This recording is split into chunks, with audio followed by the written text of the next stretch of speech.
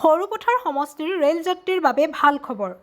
আজিৰে পৰা বৰপথাৰ ৰেল ষ্টেচনত 15665 আৰু 15666 বিজি এক্সপ্ৰেছৰ ষ্টপেজৰ শুভাৰম্ভ কৰা হয়। এই শুভাৰম্ভ কাৰ্যসূচীত বিধায়ক বিশ্বজিৎ ফুকন আৰু সাংসদ কামাখ্যা প্ৰসাদ তাছা, ৰেল বিভাগৰ উচ্চপদস্থ বিষয়া আৰু স্থানীয় ৰাইজ উপস্থিত থাকে। বহুদিনৰ মূৰত বৰপথাৰবাসীৰ এটা দীৰ্ঘদিনীয়া সমস্যা দূৰ হ'ল। ব্যুৰো ৰিপৰ্ট, গণমাৰ্ক লাইভ। আমি লাভ কৰিলোঁ সাংসদ ডাঙৰীয়াৰ উপস্থিতিত এই ট্ৰেইনখনৰ ফ্লেগ অফ কৰা হ'ল। আজি এই অনুষ্ঠানটোত সহস্ৰাধিক লোকৰ উপস্থিতিয়ে প্ৰমাণ কৰিলে যে ইয়াৰ গুৰুত্ব কিমান আছিলে।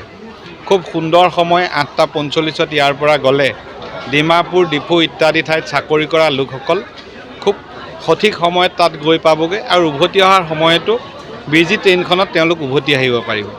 গুৱাহাটী যাবলৈ হ'লেও ৰাতিপুৱা গৈ আবেলি পাবগৈ আৰু আবেলি তাৰ পৰা আহি ৰাতি 8টা, 8:30 বজাত ইয়াত আহি উপস্থিত হ'বহি। যোগাযোগৰ ক্ষেত্ৰত এই ৰেলৰ ষ্টপেজে সৰুপথাৰবাসীৰ বাবে এটা নতুন স্তৰ সৃষ্টি কৰিছে। আমি অধিক উপকৃত হ'ম। আটাইতকৈ ডাঙৰ কথা হ'ল যে ৰেল যোগাযোগটো আৰ্থিকভাৱে চাবলৈ গ'লেও টিকেটৰ দাম ইত্যাদি ইয়াৰ পৰা 30 টকাত ডিমাপুৰ পাইগৈ ইত্যাদিৰ পৰা চাবলৈ গ'লে জনসাধাৰণৰ কাৰণে বহুত ভাল এটা যোগাযোগ ব্যৱস্থা। মই সাংসদ কামাখ্যা তাছা, ৰেলমন্ত্ৰী ডাঙৰীয়া, ৰেলৱে বিভাগৰ বিষয়া কৰ্মচাৰীসকলক ধন্যবাদ জনাইছোঁ আৰু সৰুপথাৰবাসী ৰাইজক অভিনন্দন জনাইছোঁ। প্ৰক্ৰিয়া চলি আছে।